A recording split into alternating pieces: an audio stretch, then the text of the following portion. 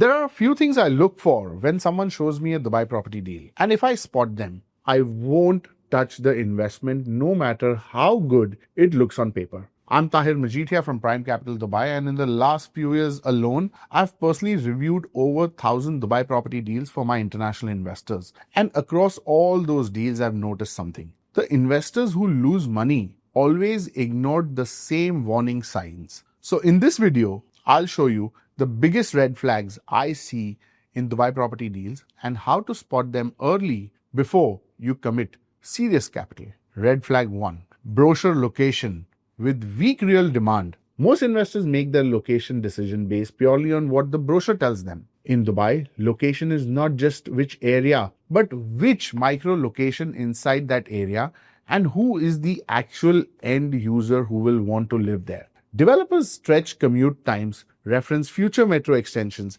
that may take years, and use words like waterfront, even if the surroundings are still mostly sand. A weak micro-location means low walkability, high car dependency, and ultimately thinner rental and resale demand when you need it most. My advice is open Google Maps and check how many completed buildings exist within the 2-3 kilometer range. Is there a functioning metro or major road nearby? Are there schools, supermarkets, or malls already operating today? Then check the DLD transaction data to see how many actual resales have happened in that cluster over the last 12 to 24 months and at what prices. Now, this probably might not be applicable to each and every community, but most of the established communities or something which is midway developing, definitely this applies. Now, I've spent hours analyzing the Dubai market, working with clients across hundreds of deals, and I've taken everything we use internally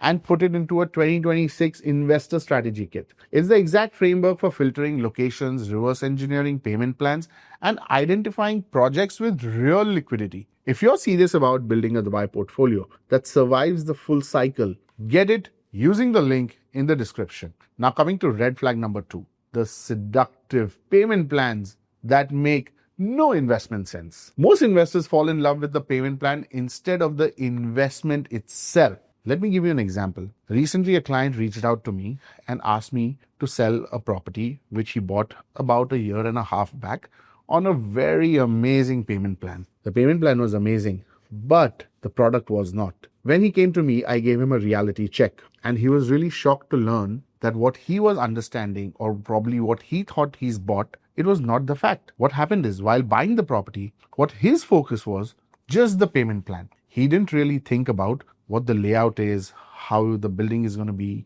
what the developer is known for, etc., etc. He just bought it based on the payment plan. A payment plan is a financing structure and not free money. When a developer offers extreme flexibility, that they are pricing that flexibility into the purchase price. If a 50%, 70% is due at or after handover, your exit flexibility becomes extremely narrow. Sell before handover or long-term hold with no middle ground. Now, my advice here is compare the total price per square foot to ready similar properties in better locations and ask, if I had to buy this with a normal 25-35% down payment mortgage, would it still make sense? Red flag number 3, unrealistic guaranteed rental returns. Most investors hear a guaranteed 10% rental return for 3 years and immediately they think that they found the best investment, a safety net. Well, in reality, that's not true. I have seen multiple times where these guaranteed return properties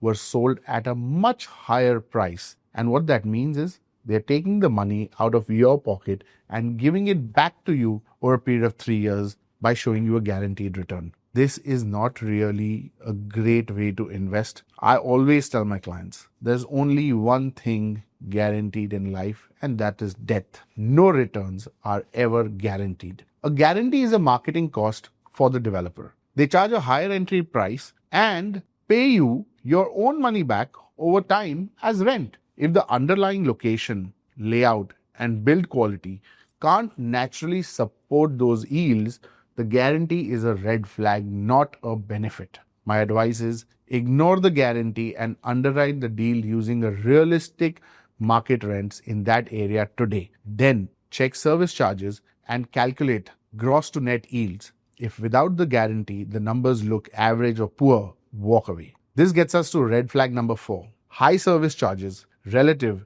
to realistic rent. Most investors get excited by amenities and think these features will make renting easy. But in reality, that's not always the case. Service charges are an annual tax on your investment. Though Dubai is tax-free and this is not really a tax, but it's charged per square foot of your apartment or your villa. If the ratio of the service charges to achievable rent is too high, your net yield collapses, making the property unattractive to future buyers.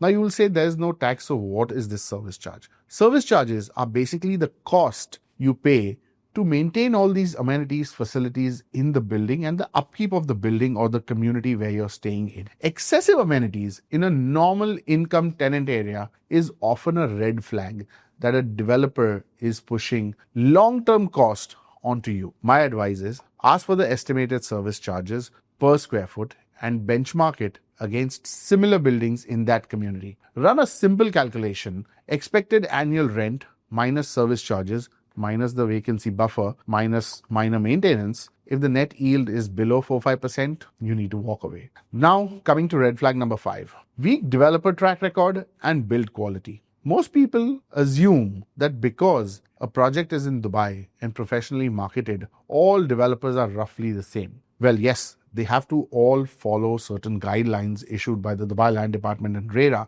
but that does not mean that the product is going to be the same. They rely on the brand of Dubai itself rather than checking the specific track record of the developer they are wiring money to.